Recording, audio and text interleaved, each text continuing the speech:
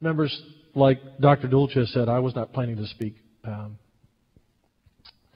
And I've listened to each and every word from Senator Whitmire to Lucio to Senator Resti and Vanderput and Gallegos and everyone who spoke against the bill.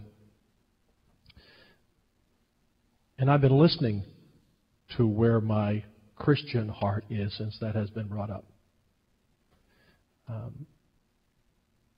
And there is a passage also, Senator Whitmire, that says, "Do not judge lest you be judged."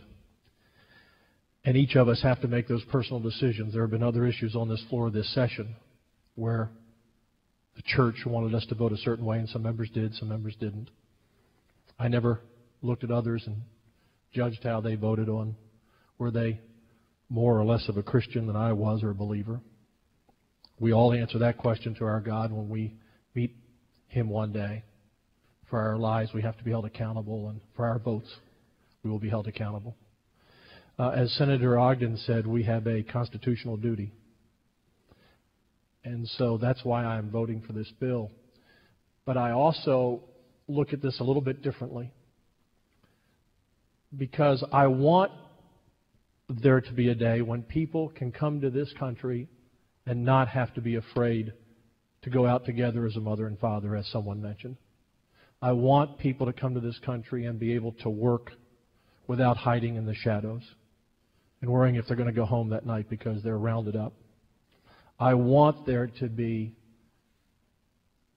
an immigration policy on the federal level that allows people to come here without being stuffed in the back of an 18-wheeler, that allow young girls to come here without being raped by coyotes on the border, allow people to come to this country without being part of a human trafficking ring and have to pay a bounty back to the human smugglers, otherwise their families will be hurt.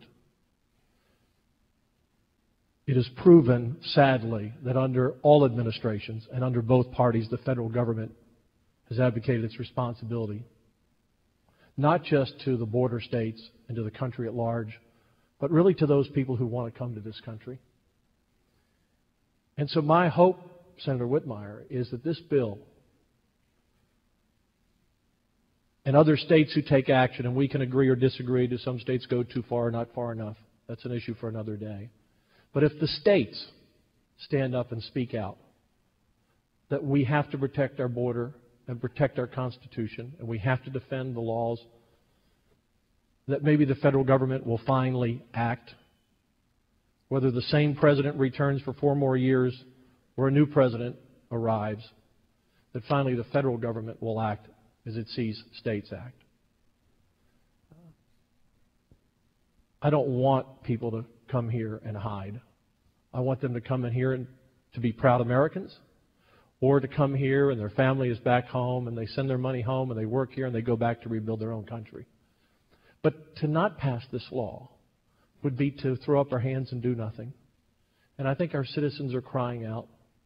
Our Latino citizens, our Anglo citizens, our black citizens, all of our citizens are asking us to help.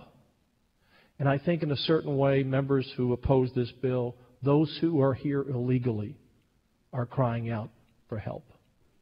And will there be unintended consequences? We would all like to hope not, but there will be.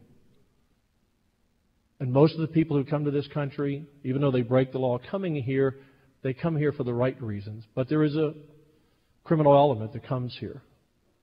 And I would say, members, that there are not unintended consequences, but intended consequences by those criminals who come in here and prey on our citizens, black, white, and brown.